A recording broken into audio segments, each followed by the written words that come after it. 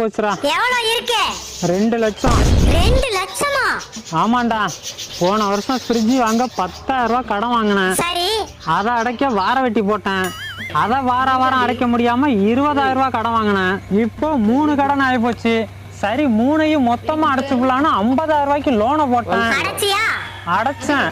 ஆனா அந்த 50,000 வட்டியோட இப்ப 70,000 ஆகி போச்சு. அப்புறம் என்ன, 1 லட்ச ரூபா லோனை போட்டு அதை அடைக்க 10 இடத்துல கைமாத்தா கடனை வாங்கி இப்போ 2 லட்ச ரூபாயில நிக்குது. இந்த மாசம் டியூ கட்ட பணம் இல்ல. இப்ப என்னடா பண்ண போற? அந்த ஃப்ரிட்ஜை ஒருத்தவன் பாதி விலைக்கு கேக்குறான்.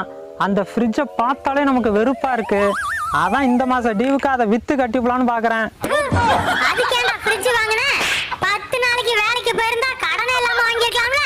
அந்த அறிவு இப்பதானே வருது. வந்துச்சுல்ல, போய் வேலை செஞ்சு கடன் அடடா. வேலை செய்யவே முடியலடா. கடனை நினைச்சாலே ஒரே மன உளைச்சலா இருக்கு.